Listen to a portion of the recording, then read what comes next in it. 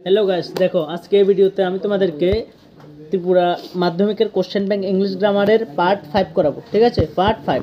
তো পার্ট 1 2 3 4 এর মধ্যে আমি 1 থেকে 10 পর্যন্ত সমাধান করে দিয়েছি। আজকে 11 থেকে 15 অবধি দেখাবো। দেখো question number 11, I dash the guitar. ঠিক আছে, আই ড্যাশ দ্য গিটার। তো এখানে দেখো আই ড্যাশ দ্য গিটার মানে আমি গিটার বাজাই। দেখো আই ড্যাশ দ্য গিটার মানে আমি গিটার বাজাই। তো আমি গিটার বাজাই মানে কি, আগে বাজাতাম, অক্ষণ বাজাই, ফরও বাজাম, মানে বাজাই আর কি। এটা কি প্রেজেন্ট ইনডিপেন্ডেন্ট টেন্স। এটা কোন টেন্স হবে? Present independent. প্রেজেন্ট ইনডিপেন্ডেন্টের আরেকটা নাম আছে, কেউ কইতে পারবা না? Simple present. Simple present. ঠিক আছে। তো দেখো আই ড্যাশ দ্য গিটার মানে আমি গিটার বাজাই। তো এখানে অপশন দিছে প্লেইং, প্লে, প্লেস। ঠিক আছে, আমরা নিয়ম জানি প্রেজেন্ট ইনডিফিনিট টেন্সে সাবজেক্টটা থার্ড পারসন সিঙ্গুলার হলে ভার্বের সাথে এস বা এ যুক্ত হয়। থার্ড পারসন সিঙ্গুলার হলে আইটাকে সিঙ্গুলার না প্লুরাল? সিঙ্গুলার। কিন্তু এটা কি থার্ড পারসন? না, এটা ফার্স্ট পারসন। তাহলে কি থার্ড পারসন সিঙ্গুলার হলে এস বা এ যুক্ত হইতো, যে এই নিয়মটা কি হইব এখানে? হইতো না। তাহলে এস বা এস হইব? হইতো না। এস বা এস হইতো না মানে প্লেসটা হইব? হইতো না। বাকি কিটা আছে? দুইটা, প্লেইং আর প্লে। আমরা জানি যে মানে টেন্সের ক্ষেত্রে আর কি এমিজার পরে আইএনজি ভার্ব হয়। এখানে এমিজার আছে?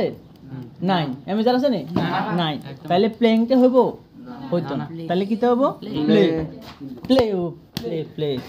তাহলে I play the guitar. I play the guitar মানে গিটার বাজি। তাহলে নিয়ম মানে প্লেটা কি লাগা হয়েছে বুঝছো নি? আই প্লে দ্য গিটার, কারণ এটা আইটা সিঙ্গুলার, বাট এটা যে মানে ফার্স্ট পারসন, এই জন্য এটা এস বাই যুক্ত হয় নাই আর কি। আর তাছাড়া এখানে এমেজার নাই, যে এই জন্য এখানে প্লেইংটা হয়েছে না। এখানে যদি এমন হতো যে I am dash the guitar, তাহলে I am playing the guitar হয়ে যেত, তখন আর প্লে লিখলে হইতো না, কারণ আমি গিটার বাজাইতে আছি এটা বুঝাবো তখন, বুঝছো নি?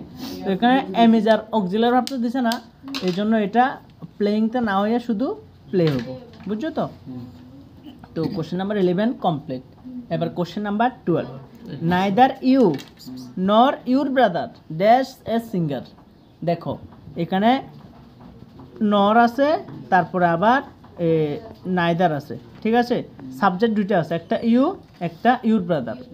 ইউটা হচ্ছে প্লুরাল আর ইউর ব্রাদারটা হচ্ছে সিঙ্গুলার। তো এখানে আমরা মানে প্রশ্ন হলো যে এখানে যে ভার্বটা লিখুম, এটাকে সিঙ্গুলার ভার্ব ধরুম না প্লুরাল ভার্ব ধরুম? দেখো নিয়মে কি কয়, দেখো আমরা জানি যে অর নর, আইদার অর নাইদার নর, ওই চারটা মনে রাখবা। অর নর, আইদার অর নাইদার নর, এই মানে কনজাংশনগুলি দিয়া যদি দুই বা তার বেশি যদি নাউন যুক্ত হয়, সেক্ষেত্রে ভার্বটা হবে শেষের সাবজেক্ট অনুযায়ী। শেষের সাবজেক্ট অনুযায়ী হবে। শেষের সাবজেক্ট বলতে ফিল ইন দ্য ব্ল্যাঙ্কসের কাছে যে সাবজেক্টটা, ওইটা অনুসারে মানে ভার্বটা হইব। কি কইছে বুঝছো নি? অর নর, আইদার অর নাইদার নর দিয়া যদি দুই বা তার বেশি সাবজেক্ট যুক্ত হয়, সেক্ষেত্রে শূন্যস্থানের কাছে যে সাবজেক্টটা থাকবে ওইটা অনুসারে ভার্বটা হইব। তাহলে এখানে শূন্যস্থানের কাছে ইউর ব্রাদার আছে না, তো ইউর ব্রাদারটা সিঙ্গুলার আর ওই প্রথমে ইউটা প্লুরাল। তাহলে এখানে আমরা ইউর ব্রাদার হিসেবে লিখুম না ইউ হিসাবে? ইউর ব্রাদার হিসেবে লিখুম, কারণ এটা শূন্যস্থানের কাছে আছে না, নিয়মে কি কইছে? কাছে না। তাহলে ইউর ব্রাদারের সাথে সিঙ্গুলার হইব। তো সিঙ্গুলার হলে ইজটা সিঙ্গুলার, আরটা প্লুরাল, আর উল্টা হইতো না, এটা ফিউচার টেন্স, এটা জাস্ট প্রেজেন্টের কথা কইছে। হ্যাঁ, উল্টা হইতো না, হইব কি ইজ বা আর। তো আরটা প্লুরাল, এটাও হইতো না, তাহলে কি হইব? ইজ হইব। বুঝছো তো? Neither you nor your brother is a singer. Clear? তো ইজটা কেমন হয়েছে দরকার লেখা রাখবা ডাইরেক্ট। ঠিক আছে। তারপরে কোশ্চেন নাম্বার 13। কোশ্চেন নাম্বার 13 মধ্যে কি করছে দেখো, all of my toys dash donate. ঠিক আছে, ডোনেটেড। ঠিক আছে, ডোনেটেড আছে, তার মানে এটা কি V3, V2 হতে পারে। তো এটা ভার্বটা V2 হতে পারে। V2 হলে এর আগে কোনো অক্সিলারি ভার্ব থাকতো না, আর এর আগে যদি অক্সিলারি ভার্ব থাকে এটা V3 হয়ে যাবে। ঠিক আছে। তো এখানে দেখো হ্যাজ বিন ডোনেটেড অথবা হ্যাভ বিন ডোনেটেড। তো ডোনেটেড এটা অপশানে ডোনেটেড এটা হইতো না। কি লাগে হইতো না? কারণ এখানে কোশ্চেনের মধ্যে ডোনেটেড দিয়ে দিছে না, তো এখানে অপশানে হ্যাজ বিন অথবা হ্যাভ বিন থাকবে আর কি পরীক্ষাতে। তো দেখো এখানে হ্যাভ বিন হবে না হ্যাজ বিন হবে, যেহেতু হ্যাভ বিন বা হ্যাজ বিন একটা আছে তার মানে নিশ্চয়ই ডু নটের এটা কোন ভার্ব, এটা ভিত্রি, ভিত্রিটা এরা আছে বুঝো, ভিত্রি হবে, বুঝছো তো। তো দেখো অল অফ মাই টয়েস মানে আমার সব খেলনাগুলি, ঠিক আছে, ড্যাশ ডোনেটেড মানে দেওয়া হয়ে গেছে, বিতরণ করা হয়েছে, তাহলে এটা অ্যাক্টিভ না প্যাসিভ। দেখো অল অফ মাই টয়েস মানে আমার সব মানে খেলনাগুলি ডোনেটেড মানে দিয়ে দেওয়া হয়েছে, তো আমার সব খেলনাগুলি দিয়ে দেওয়া হয়েছে, সাবজেক্ট কোন আমার সব খেলনা না, তো আমার সব খেলনাগুলি নিজে নিজে কি অন্যের কাছে দিয়ে গেছে নি, অন্য কেউ কাজটা করছে না, তাহলে সাবজেক্ট যদি কাজটা নিজে না করে সেটা প্যাসিভ হয় না। তো প্যাসিভ হইলে হ্যাভ বা হ্যাজের পরে ভিত্রি হয় ডাইরেক্ট, নাকি হ্যাভ বা হ্যাজের লগে বিন হবো তারপরে ভিত্রি হবো, হ্যাভ বা হ্যাজের পরে বিন হবো তারপরে ভিত্রি হবো, বুঝছো তো। তাহলে এটা হ্যাভ বা হ্যাজের পরে অবশ্যই এখানে দেখো হ্যাজের পরে বিন আছে, হ্যাভের পরেও বিন আছে। তো এখানে প্রশ্ন হলো যে হ্যাজ লেকুম না হ্যাভ লেকুম, যদি সাবজেক্টের সিঙ্গুলার ধরি হ্যাজ লেকুম, প্লুরাল ধরলে হ্যাভ লেকুম। তাহলে এখানে subject all of my toys আমার সব খেলনাগুলি, টয়েসের সাথে এস আছে না, তাছাড়া প্রথমে অল আছে না সব খেলনাগুলি, তাহলে ওয়ান অফ মাই টয়েস হলে সেটা সিঙ্গুলার হয়ে যেত, টয়েস এটা plural but one of my, অপের আগে ওয়ান আছে না, একটা খেলনা অনেকগুলোর মধ্যে একটা খেলনা দিয়ে দিছি তখন সেটা হয়ে যেত সিঙ্গুলার, কিন্তু এখানে অল অফ মাই টয়েস কইছে না, তাহলে এটা সব খেলনাগুলি অল দিয়ে বুঝুম আর কি, টয়েস দিয়ে না, কিন্তু টয়েসের সাথে এস আছে তার মানে এটা প্লুরাল এটা না, কিন্তু তো এখানে টয়েস থাকতো কিন্তু অলের জায়গায় যদি ওয়ান থাকতো ওয়ান অফ মাই টয়েস তখন এটা আবার সিঙ্গুলার হতো, বুঝছো তো। কিন্তু এখানে যেহেতু অল আছে প্লুরাল তার মানে এখানে প্লুরাল ভার্ব হবো, তো হ্যাজটা সিঙ্গুলার হ্যাভটা প্লুরাল তার মানে এখানে কি হবো হ্যাভ হবো, আর বিনটা কি লাগে বুঝছো তো, এটা প্যাসিভ, এত একটি প্যাসিভ এটা বুঝানো লাগতো না, এমনি বুঝো আপাতত। All of my toys have been donated, বুঝছো তো, হ্যাভ কি লাগে হয়েছে। তো এবার দেখো কোশ্চেন নাম্বার 14, ঠিক আছে,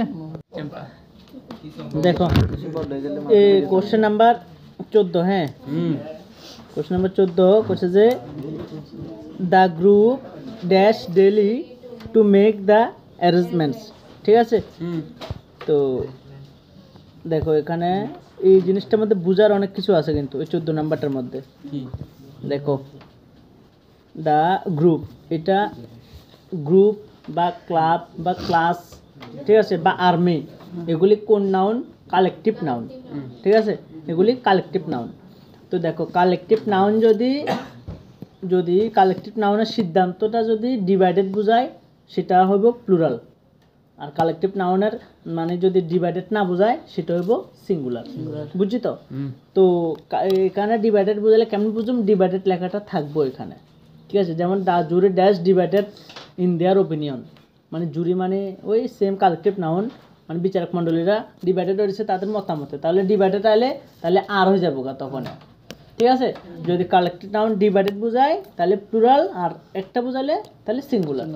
তো এখানে দ্য গ্রুপ, ঠিক আছে, মানে একটা দল, ঠিক আছে, দলটি, ঠিক আছে, এসব গ্রুপ করছে, গ্রুপস কয় না কিন্তু দলগুলি কয় না, গ্রুপ করছে, এটা কালেকটিভ নাউন বাট এখানে সিঙ্গুলার বুঝুম প্লুরাল বুঝুম ওইটা না, গ্রুপ বুঝলে সিঙ্গুলার বুঝুম, কিন্তু এখানে ডিভাইডেড বুঝাচ্ছেন এটা দেখুন, ডিভাইডেড বুঝালে এটা আবার প্লুরাল যাব, ডিভাইডেড না বোঝালে এটা আবার সিঙ্গুলার। পরের পার্টটা দেখতে হবো, the group dash daily to make arrangement, মানে প্রত্যেকদিন তারা একটা অ্যারেঞ্জমেন্ট করে, তাহলে এই গ্রুপটা সবাই একমত দেখে তো অ্যারেঞ্জমেন্টটা করে, যদি অন্য মত থাকতো তাহলে অ্যারেঞ্জমেন্টটা করতো না, তাহলে এটা একরকম কাজ করে একমতে আছে, এটা সিঙ্গুলার।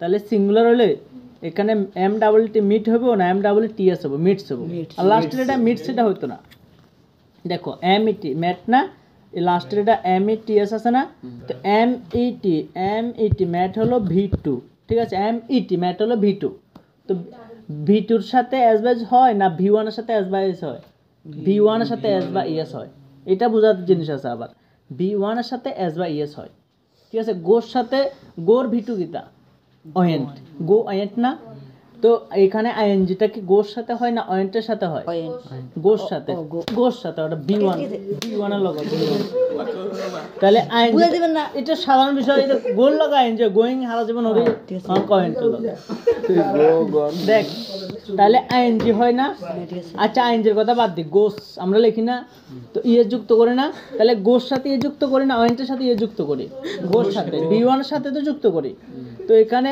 এম ইটি ম্যাট হচ্ছে V2, তাহলে ভি2 এর সাথে যুক্ত করুম নাকি এমডব্লিউটি মিটের সাথে, এমডব্লিউটি হচ্ছে ভি1, এই মিটের সাথে এমডব্লিউটির সাথে না এসবাই যুক্ত করুম।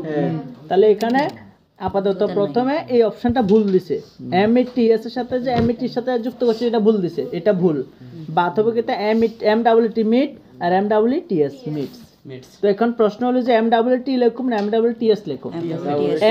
এমডব্লিউটি হলো প্লুরাল আর এমডব্লিউটিএস হলো সিঙ্গুলার, কারণ এটা এস বাই যুক্ত হয়েছে। তো এখানে সাবজেক্টটা কি বুঝছি আমরা, সিঙ্গুলার না ধরে নিছি, তো সিঙ্গুলার ধরে নিলে তাহলে এমডব্লিউটিএস না হবো, সিঙ্গুলার সাথে সিঙ্গুলার ভার্ব, সিঙ্গুলার সাবজেক্টের সাথে সিঙ্গুলার ভার্ব না, তাহলে the group MWTS meets daily to make arrangement, MWTS হবে। বুঝছো না কি লেখা হয়েছে? তো আশা করি ক্লিয়ার। এবার কোশ্চেন নাম্বার 15, ঠিক আছে? তো কোশ্চেন নাম্বার 15 দেখো, কোশ্চেন নাম্বার 15 এর মধ্যে দেখো, কোশ্চেন নাম্বার 15টা বুঝার আছে, প্রত্যেকটা এক একটা সারাসারি বুঝার আছে। 15 নাম্বার $2000, আমরা একটু আগে পড়ছি না আগের একটা ভিডিওতে যে মানে $300 ইজ এ স্মল অ্যামাউন্ট, এমন পড়ছি না?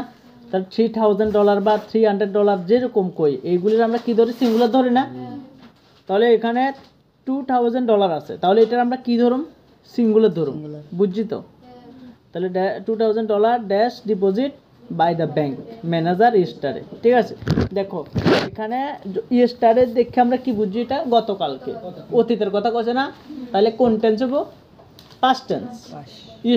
Easter I dash to school yesterday, আমি গতকালকে স্কুলে গেছি, গো হইব না অয়েন্ট হবো, অয়েন্ট হয়ে যাবো, কারণ ইস্টারে আছে না। আই ড্যাশ টু স্কুল তাহলে গো হইব, আই গো টু স্কুল, কিন্তু আই ড্যাশ টু স্কুল স্টার্টে গেলে স্টার্টে লাগালে থাকলে গো হইতো না, এটা কি হয়ে যাবো, অয়েন্ট হয়ে যাবো। বুঝছো তো? তো এখানে $2000 আছে, হ্যাঁ সিঙ্গুলার দেখে যদি আমরা এখানে ইজ লেখি হইতো না, কিল্লাই আগে যে চাইতে হবে পাস্ট টেন্সের কথা কইছে না, এখানে স্টার্টে আছে না, স্টার্টে যদি না থাকতো, স্টার্টে নাই, তো এখানে তাইলে আমরা ইজ লিখতাম, তাহলে $2000 is deposit by the bank manager. বুঝছি তো? কিন্তু এখানে স্টার্টের একটা আছে না, তাহলে পাস্ট টেন্সের কথা কইছে না, স্টার্টে প্রেজেন্ট হইব নি, হইতো না, তাহলে ওয়াজ অথবা ওয়ার হইব। তো এখানে $2000 এটা যদি প্লুরাল ধরি ওয়ার হইব, এটা সিঙ্গুলার ধরলে ওয়াজ হইব। তাহলে এটা সিঙ্গুলার না প্লুরাল? সিঙ্গুলার। এতক্ষণ আমরা কি বুঝছিলাম, সিঙ্গুলার না, তাহলে কি হইব, ওয়াজ হইব। $2000 was deposit by the bank manager yesterday. বুঝছো নি ওয়াজ কি লেগেছে? আশা করি ক্লিয়ার। তো আজকে এতটুকু, তো আবার নেক্সট পার্ট, লাস্ট পার্টে বাকি আমি 16 থেকে 20 অবধি দেখাই দেবো। ঠিক আছে, আজকের জন্য টাটা।